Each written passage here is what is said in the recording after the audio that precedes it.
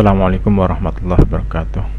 Alhamdulillahirrabbilalamin. Assalatu wassalamu ala asrafil anbiya'i wal mursalin wa ala alihi wa sahbihi ajma'in. Allahumma sholli ala sayyidina Muhammad wa ala alihi wa sahbihi wa man tabi'ahum bi ihsan ila yaumiddin. Rabbi shrah li sadri wa yassir li amri wa hlul 'uqdatam min lisani yafqahu qawli. Rabbi zidni ilma warzuqni fahma, amin. Rekan-rekan yang dirahmati Allah, pada pertemuan ini kita akan membahas tentang aspek pasar dalam studi kelayakan bisnis. Saya tidak akan membahas ini secara detail ya. Yang jelas saya akan singgung aja sedikit bahwa aspek pasar itu sangat penting dalam studi kelayakan bisnis karena akan menentukan posisi bisnis kita di masa depan.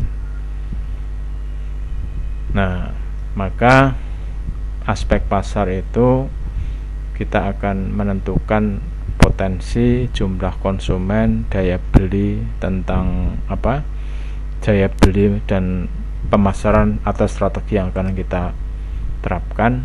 Nanti silahkan ini dibaca ya. Saya akan mengulas yang lebih penting saja ya. Misalnya ini. Jadi ada satu teori ini kalau nggak salah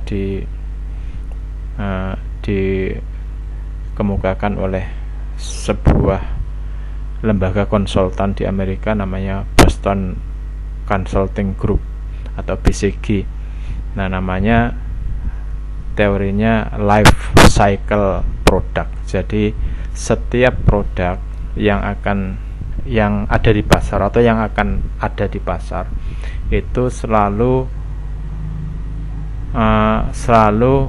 melalui daur hidup. Daur hidup produk. Pertama, produk itu ketika baru dia akan begini naik terus.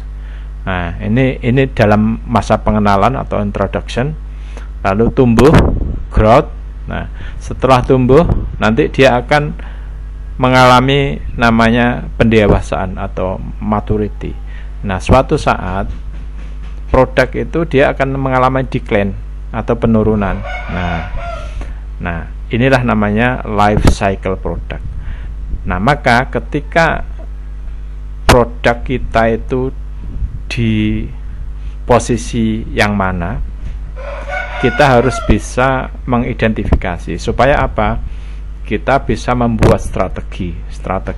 Misalnya kalau masa introduction ini kita strateginya apa, kalau growth ini kita strateginya apa, kalau maturity ini kita strateginya apa, kalau decline kita juga strategi apa. Jangan sampai begini,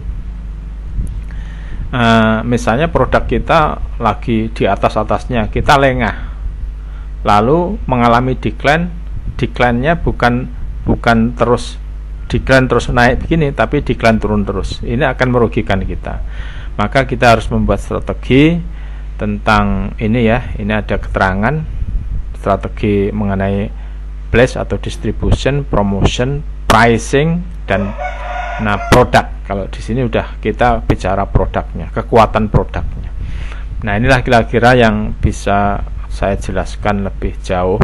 Nanti untuk bagaimana strategi dan sebagainya, teman-teman silahkan membaca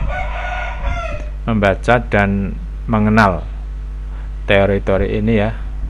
Nah, untuk di buku tidak mengungkap teori product life cycle ini ya.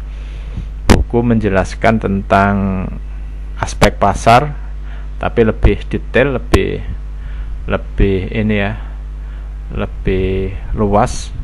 Maka saya sarankan teman-teman membaca slide dan buku sekaligus. Nah, nanti terus bisa mengerjakan kuis dengan baik. Saya tidak akan menjelaskan ini, silahkan dibaca. Insya Allah dengan membaca ini kita akan ada pemahaman yang sama tentang aspek pasar. Nah, untuk minggu ini kita akan fokus aja tentang yang penjelasan kualitatif ya. Minggu depan insya Allah kita teruskan ini cara meramal permintaan pasar ini dengan kuantitatif. Jadi minggu ini kita cukup penjelasan kualitatif saja atau deskripsi kualitatif. Minggu depan kita akan bahas ini ya, angka-angka ini, supaya kita bisa meramalkan pasar di masa yang akan datang. Lebih kurang demikian materi kali ini. Mohon maaf bila ada salah. Wabillahi taufiq wal hidayah. Assalamualaikum warahmatullahi wabarakatuh.